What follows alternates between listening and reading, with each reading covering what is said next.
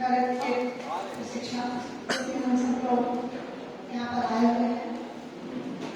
ये जो किट है वो लगभग 2 साल पहले हम लोग को दे दी गई थी और सबसे पहले जब ये किट मेरे पास आई तो मैंने इसे खोल के जरूर देखा। बच्चों को भले पढ़ाया नहीं पढ़ाया वो बात की बात है, पहले मैंने खुद खोल के देखा कि आखिर इसमें है क्या, क्योंकि कोई प्रशिक्षण इस किट का नहीं दिया गया था। तो जो इसमें बुकलेट आई हुई थी उसी को खोल के थोड़ा पढ़ा, चीजों को देखा। मुझे बच्चों को गतिविधि कराना बहुत अच्छा लगता है, क्योंकि मेरा ये मानना है अगर आपको फिट रहना है तो उछल कूद करते रहिए।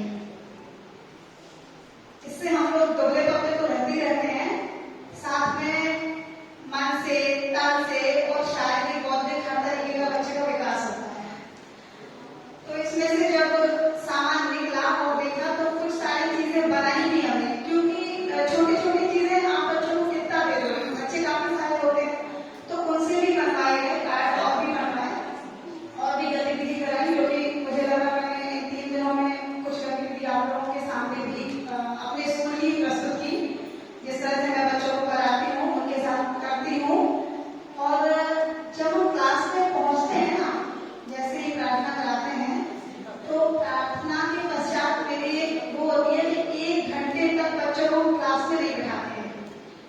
9 बजे प्रार्थना कराते हैं, 9 से 10 का मेरा काम होता है कि जिन बच्चों को पोयम सिखाई, जो भी उन्हें आता है वो सारी चीजें उनसे एक बार दोहराते हैं ताकि बच्चे भूले नहीं चीजों को। तो ये सब आप लोग भी अपने स्कूलों में कर सकते हैं।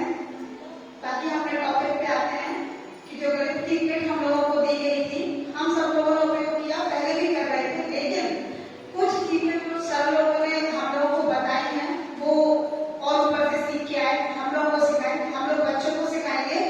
तो नई नई कुछ चीजें हमें थी इसमें जो नहीं समझ में आई थी, लेकिन जो कॉन्सेप्ट है वो बिल्कुल क्लियर हुए हैं कि 11 टूल्स हैं, कैसे कैसे इन्हें प्रयोग कर सकते हैं। आप लोगों की भी गतिविधियां मुझे ये हुई कि मुझे नहीं आती थी, वो आप लोगों से मैंने कुछ सीखा, मुझसे आपने कुछ सीखा। बाकी जो भी सर हैं, सुनील सर, अरुण सर, विवेक सर, अमित रावत सर का नाम मैंने बहुत सुना था, उन्हें कभी बोलते हुए नहीं सुना था, पर जब कल उन्होंने बोला तो बड़ा अच्छा लगा सुन के उनका कि एक अच्छा जो हम बोलते हैं तो बोलने से पहले हमें सुनना सीखना चाहिए।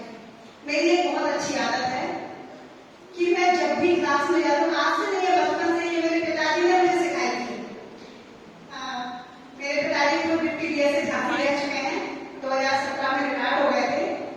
उन्होंने मुझे शुरू से ये सिखाया कि बेटा आए ना आए हाथ जरूर खड़ा करना, आगे बैठते हो आपको नहीं आता है हाथ खड़ा कर लो, क्योंकि सर को पता है कि आगे वाले बच्चे को आता होगा तभी वो हाथ खड़ा किए।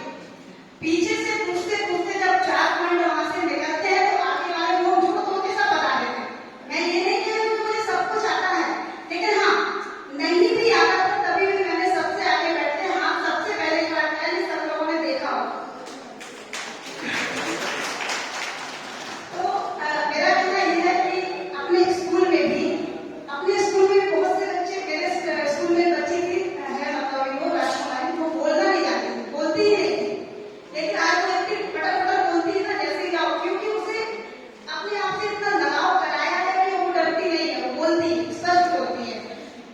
तो वही है कि बाकी जो चीजें हैं वो हम सब लोगों को आती थी, बस हमने उसे और